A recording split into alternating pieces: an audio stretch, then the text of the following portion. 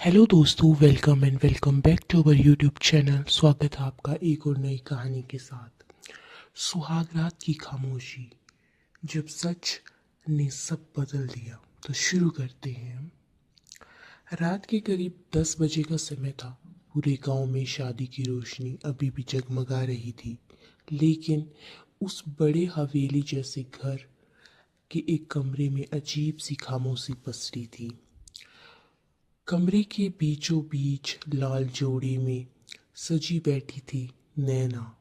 उसकी आंखें सूजी हुई थी, जैसे तो कई घंटों से रोती आ रही हो। हाथों की मेहंदी अभी भी गीली थी, लेकिन उसके दिल में जो डर था वो उससे कहीं ज्यादा गहरा था। दरवाजा धीरे से खुला और अंदर आया आर्यन।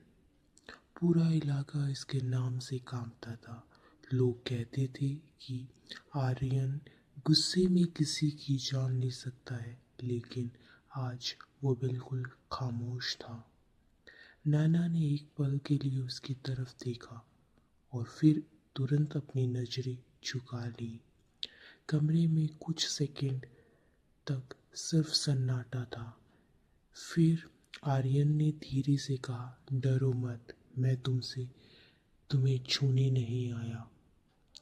नैना चौंक गई। उसे उम्मीद नहीं थी कि इतना खतरनाक इंसान ऐसी बातें करेगा। आर्यन धीरे से आगे बढ़ा, लेकिन उसने दूरी बनाए रखी। मुझे पता है कि ये शादी तुम्हारी मर्जी से नहीं हुई, उसने शांत आवाज में कहा, और शायद तुम्हें मुझसे नफरत भी है। नैना की आंखों में आंसू फिर से भर आए। नफरत? उसने हल्की सी हंसी के साथ कहा, मुझे तो खुद समझ नहीं आ रहा कि मेरी ज़िंदगी में क्या हो रहा है। उसकी आवाज़ कांप रही थी। कल तक मैं एक साधारण कॉलेज स्टूडेंट थी, डॉक्टर बनने का सपना देख रही थी, और आज एक वो रुक गई और ज़ोर से रो पड़ी। आर्यन ने पहली बार उसकी तरफ ध्यान से देखा। उसके अंदर कुछ बदला। क्या हुआ था? उसने धीरे से पूछा। नैना ने सिर उठाया और कुछ सेकंड तक आर्यन को देखा, जैसे सोच रही हो कि सच बताऊं या नहीं। फिर उसने बोलना शुरू किया, मेरी एक दोस्त थी, रिया। हम साथ पढ़ते थे, सब ठीक चल रहा था, लेकिन एक दिन कॉलेज की पार्टी में उसकी आवाज़ धीमी पड़ गई। उसने मेरी कुछ तस्वीरें ले ली और फिर कुछ दिनों बाद मेरे घर वालों के पास वो तस्वीरें पहुंच गई। आर्यन की आंखें सिकुड़ गई। कैसी तस्वीरें? उसने गंभीर होकर पूछा। नैना ने कांपते हुए कहा, एडिट की हुई किसी लड़की के साथ, ऐसे जैसे मैं वो नहीं पाई। कमरे में फिर से सन्नाटा छा गया। और तुम्हारे घर वालों ने बिना कुछ बोले पूछे? आर्यन ने बात अधूरी छोड़ दी। नैना ने सिर हिलाया। पापा ने मुझे एक बार भी सफाई देने का मौका नहीं दिया। बस एक ही दिन में शादी तय कर दी, और वो भी आपस में। आर्यन ने गहरी सांस ली। अब उनकी आंखों में गुस्सा साफ दिखाई दे रहा था, लेकिन वो गुस्सा नैना पर नहीं था। उसने उस लड़की का नाम क्या है?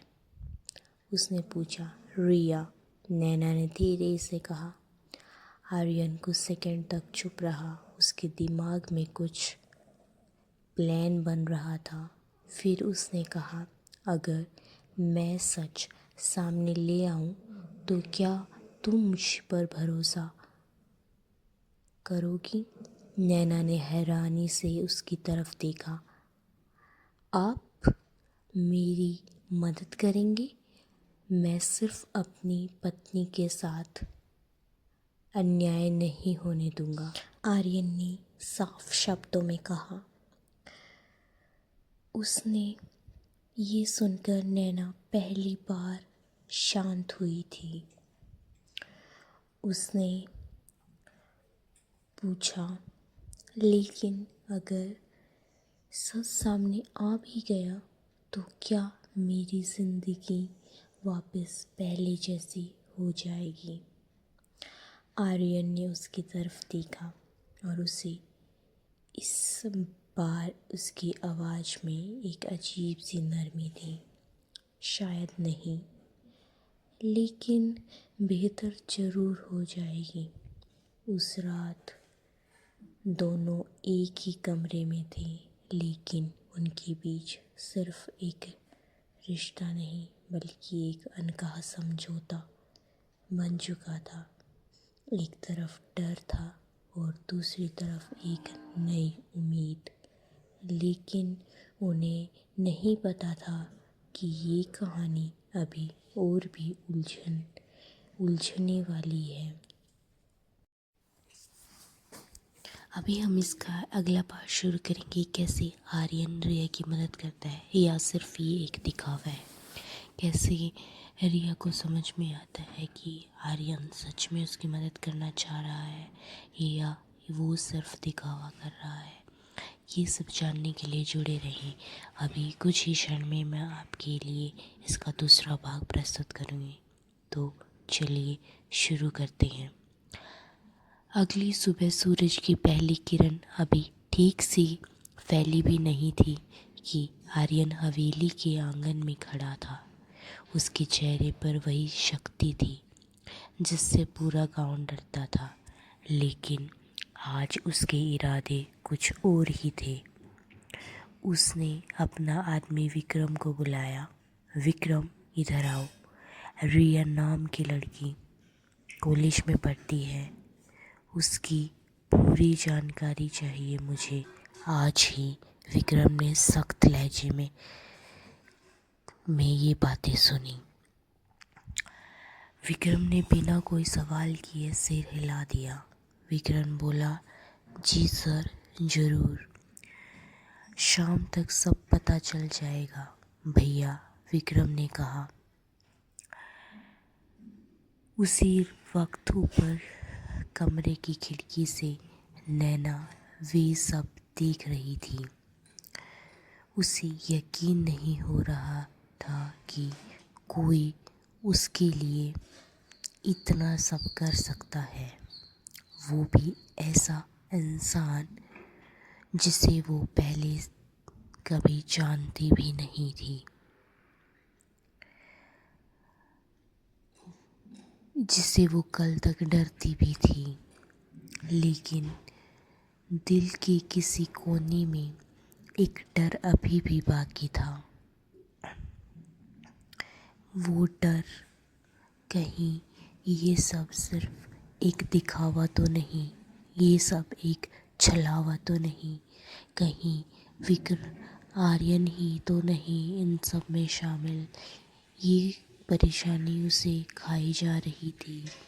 नैना को कहीं न कहीं इस बात का डर था कि अगर सबूत नहीं मिला, रिया ने सच्चाई नहीं बताई, तो क्या होगा, कहीं वो सबके सामने झूठी तो नहीं साबित हो जाएगी, कहीं सबको ये तो नहीं लगेगा कि उसने ये सब पाखंड किया, वो अपनी गलती छुपा रही है। लेकिन दोपहर होते होते गांव में खबर फैल चुकी थी कि आर्यन किसी लड़की के बारे में जांच करवा रहा है। लोग आपस में फुसफुसा रहे थे। लगता है नई बहू का मामला है, कुछ बड़ा होने वाला है। और सच में कुछ बड़ा होने वाला था। शाम करीब 6 बजे विक्रम वापस आया। विक्रम सारी खबर ले चुका था। विक्रम बोला, भैया मामला उतना सीधा नहीं है जितना लग रहा था। उसने गंभीर होकर कहा। आर्यन की आंखें तेज हो गई। सीधे मुद्दे पर आओ विक्रम, आर्यन ने कहा। रिया अकेली नहीं है, वो एक पूरे ग्रुप के साथ काम करती है। विक्रम ने बताया, कॉलेज की लड़कियों की तस्वीरें लेना, उन्हें एडिट करना और उन्हें फिर ब्लैकमेल करना, यही उनका धंधा है। नैना जो दरवाजे के पास खड़ी सब सुन रही थी, उसके पैरों तले जमीन खिसक गई। लेकिन विक्रम ने रुकते हुए कहा, भैया इस बार उन्होंने गलत लड़की को चुन लिया है। आर्यन के होठों पर हल्की सी मुस्कान आई और अब उन्हें इसका एहसास भी कराना होगा। ये सब पास में खड़ी नैना भी सुन रही थी। उसे मन ही मन विश्वास हो रहा था कि आर्यन उसके लिए ही लड़ रहा है। उसे थोड़ा सा भी अब संकोच नहीं था कि आर्यन उसके खिलाफ है, बल्कि उसके मन में विश्वास होने लगा कि नहीं, आर्यन तो उसको इंसाफ दिला कर रहेगा। उसी रात आर्यन ने एक प्लान बनाया।